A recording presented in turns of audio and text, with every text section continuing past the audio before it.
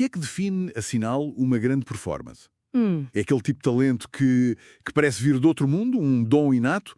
Ou é, bem, uma técnica, uma construção quase matemática que se pode aprender e aperfeiçoar? e aperfeiçoar? Hoje, vamos espreitar por trás da cortina, mergulhar na oficina do ator para explorar a ligação profunda e, por vezes, surpreendente entre teoria, prática, corpo e voz. É uma ligação fundamental. E para nos guiar, vamos pegar nos trechos da obra Fundamentos da Atuação. Teoria, corpo e voz. E a missão é ambiciosa, acho eu. Sim, um bocadinho. Queremos perceber a viragem radical que tirou o ator do lugar de mero intérprete de um texto Exato. e o colocou no centro absoluto da criação teatral. Pronto, vamos lá desvendar isto. Vamos a isso. A ideia de que a atuação é este campo de estudo tão complexo é relativamente recente, certo? Nem sempre foi assim. Qual foi o momento em que tudo mudou? A grande virada acontece ali na passagem do século XIX para o XX. O teórico Matteo Bonfitto, que é uma das nossas fontes, aponta algo crucial. Uhum. O teatro deixou de ser visto apenas como entretenimento popular ou uma distração e passou a ser pensado como uma forma de arte, Com A maiúsculo. com A maiúsculo. E essa mudança de estatuto abriu a porta a um mundo de novas perguntas. O que significa realmente representar? O que acontece em cena? Espera aí, então antes disso o teatro era visto só como, sei lá, o blockbuster da época, uma coisa para passar o tempo. Sem grande reflexão por trás do ofício. De uma forma geral, sim. A sério? A preocupação era com o efeito no público, com a declamação correta do texto, com os gestos. Gestos grandiosos e reconhecíveis. Certo. A ideia de uma investigação artística profunda por parte do ator não era o foco. Mas com essa mudança começam a surgir figuras que querem sistematizar, pensar o ofício. E aí entra a figura incontornável de Stanislavski. E um conceito que, honestamente, vira à mesa. Que é? A ação física. A ação física. Eu já ouvi o termo, claro, mas soa sempre um bocado académico, não soa? O que é que isso quis dizer na prática para o ator que estava ali em palco a suar debaixo das luzes? O que é que mudou no dia-a-dia dele? Olha, mudou tudo. Tudo. Tudo. Significou que o epicentro da criação deixou de ser a palavra escrita e passou a ser o que o ator faz. A ação. O gesto, o movimento, a tarefa que ele executa em cena. A ideia revolucionária é que a emoção e a vida interior da personagem não são o ponto de partida. Não. Não. São a consequência da ação física.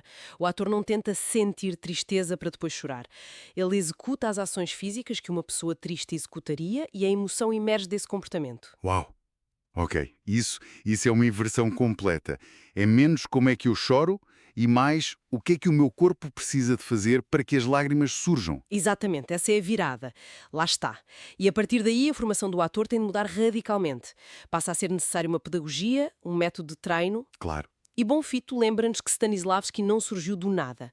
Já havia gente a preparar o terreno, como Del Sartre, que foi dos primeiros a tentar mapear a relação entre o sentimento interno e a sua expressão física. A sério? Sim, ou Dalcroze, que trouxe a noção de ritmo e musicalidade para o corpo do ator. É nesse contexto que o Bonfitto usa uma expressão que eu achei fantástica. O ator-compositor. É ótima. Gosto da poesia da ideia, mas não corre o risco de diminuir o papel do dramaturgo?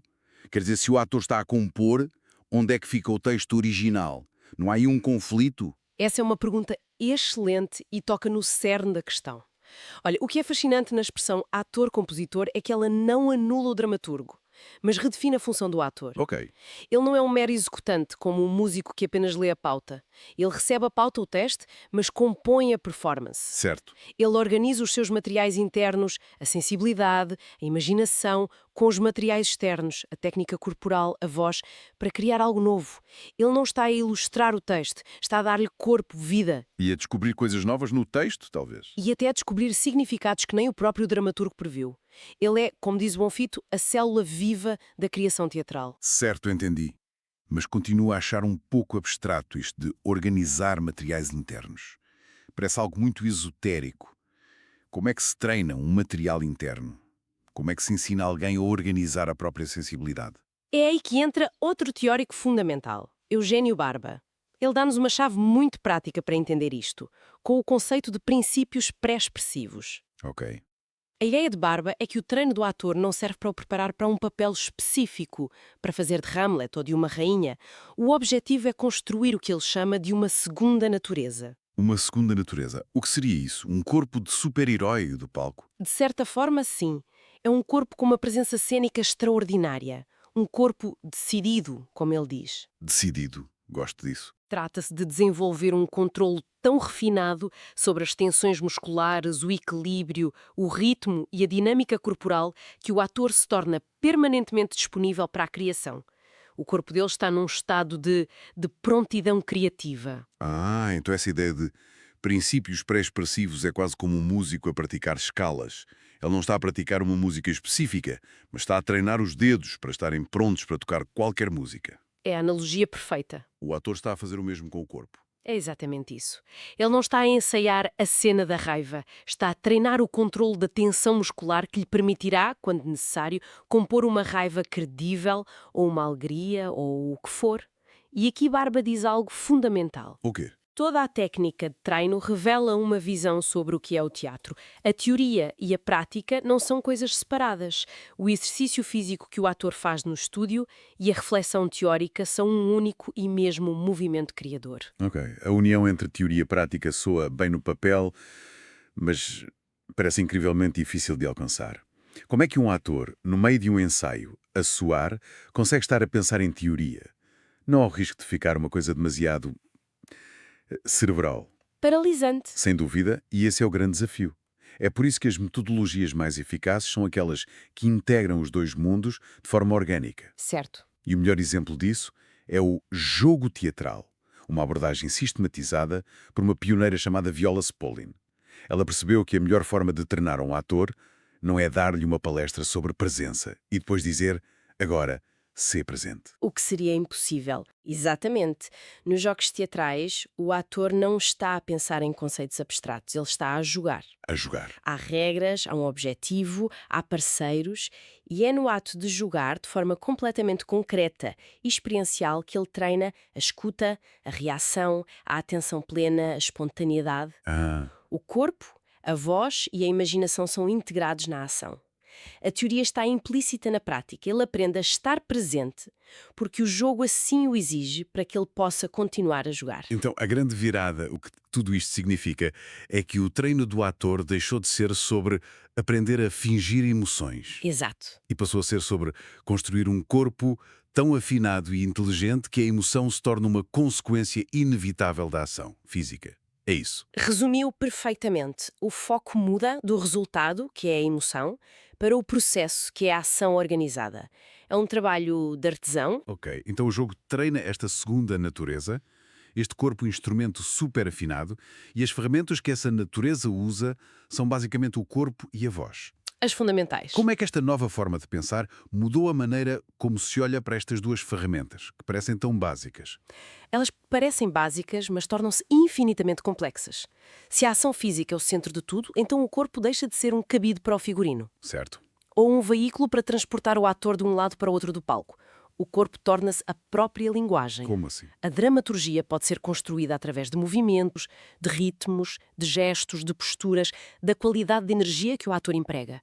Lembro-me de um workshop do Barba, em que ele pediu aos atores para caminharem em palco como se estivessem a atravessar 3 texturas diferentes. Primeiro água, depois mel. Uau! Depois areia movediça. O texto era irrelevante. O que importava era a qualidade da presença que nascia daquele esforço físico. Aquilo era cena. E a voz?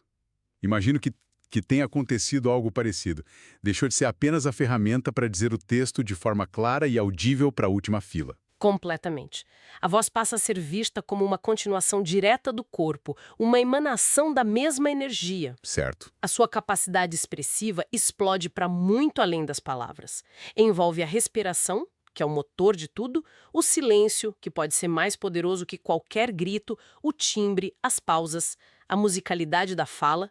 A voz pode ser verbal, claro, mas também pode ser pré-verbal, um som, um ruído, um canto. Um instrumento musical completo. Exatamente. Pode dar um exemplo prático disso? De como a voz é uma continuação do corpo? Claro.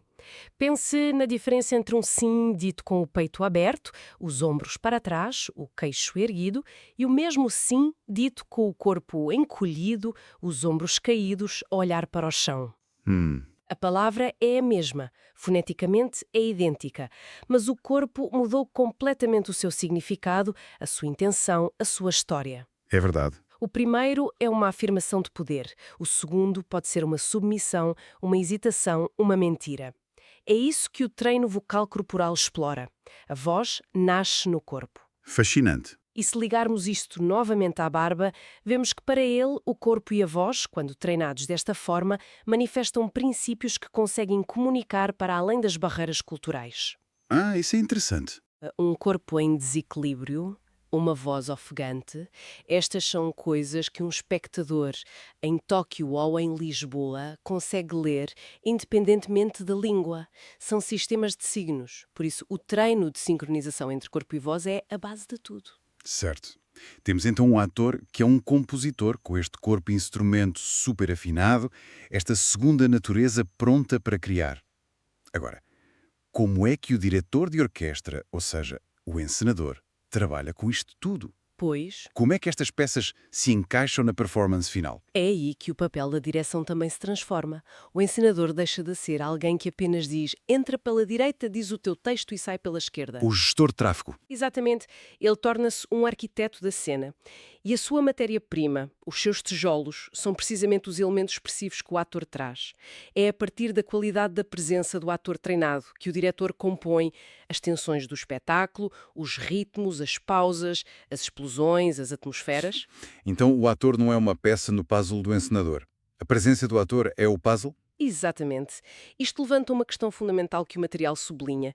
O ator não está separado da encenação. A sua presença constrói a encenação. Certo. O seu corpo e a sua voz são os meios pelos quais o teatro acontece. São eles que materializam a narrativa, que criam as imagens na mente do espectador e que estabelecem aquela relação elétrica e única com o público.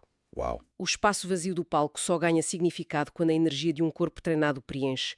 Sem essa presença, o que temos é literatura, ou um espaço vazio, mas não temos teatro. A nossa conversa de hoje revelou uma jornada mesmo fascinante. Saímos de um ator que era essencialmente um porta-voz de um texto para chegarmos a um ator-compositor, um artista que escreve com o corpo e a voz no espaço. Vimos como a noção de ação física virou tudo do avesso, transformando o corpo e a voz numa linguagem incrivelmente complexa e poderosa. E acho que a grande lição que emerge de todo este material é essa união total e inseparável entre o pensamento e a prática na arte do ator. Sim. Cada exercício, cada técnica, cada jogo teatral está fundamentado numa visão de mundo, numa ideia sobre o que significa criar em cena. Aquela segunda natureza de que falamos, essa presença construída com disciplina, rigor e imaginação, é de fato o átomo, o elemento primordial a partir do qual todo o acontecimento teatral é construído. Fica aqui uma reflexão final, então. Força. Se o corpo e a voz do ator são de facto uma linguagem própria, que pode até transcender o texto, que tipo de histórias é que podemos contar que não dependem exclusivamente das palavras? Boa pergunta. O que é que o silêncio de um ator, o ritmo da sua respiração ou um simples gesto executado com precisão, o que é que isso pode comunicar que um guião inteiro, por mais brilhante que seja, talvez nunca consiga expressar?